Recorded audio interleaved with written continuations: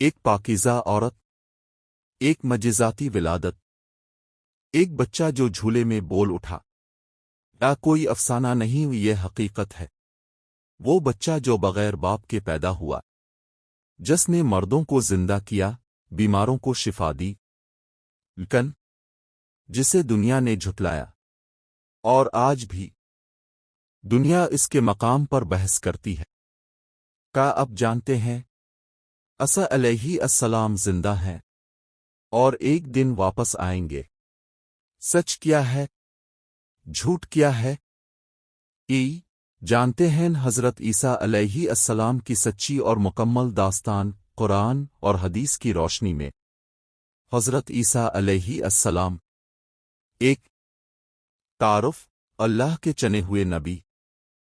حضرت عیسیٰ علیہ السلام اللہ کے محبوب انبیاء میں سے ہیں جنہیں اللہ تعالیٰ نے انسانیت کی ہدایت کے لیے بھیجا۔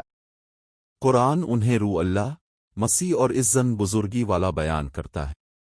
سورۃ العمران 45 آیت اس بات کی دلیل ہے کہ حضرت عیسیٰ علیہ السلام کی آمد اللہ کی خاص مرضی اور معجزے کے تحت تھی۔ پیدائش ولادت۔ حضرت عیسیٰ علیہ السلام کی پیدائش اللہ کے خاص امتحان و نشانیاں ہیں۔ ان کی پیدائش بغیر والد کے تھی، جو اسلام کی بڑی معجزاتی حقیقت ہے۔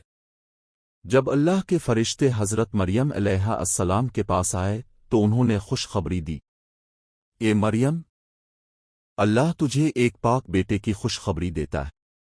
سورۃ العمران 45 مریم علیہ السلام نے عرض کیا کہ انہیں کسی مرد نے چھوا ہی نہیں، تو اللہ نے فرمایا، جب اللہ کسی چیز کا ارادہ کرتا ہے تو اسے صرف ہو جائے کہہ دیتا ہے اور وہ ہو جاتی ہے۔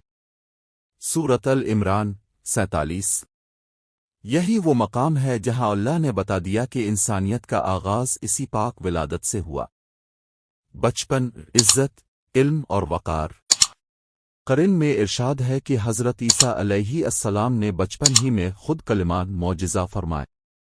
سورۃ مریم 30 بیان نہ صرف معجزہ تھا بلکہ ایک صاف پیغام بھی تھا کہ اللہ کے انبیاء ہر عمر میں اللہ کے پیغام کو واضح کرتے ہیں۔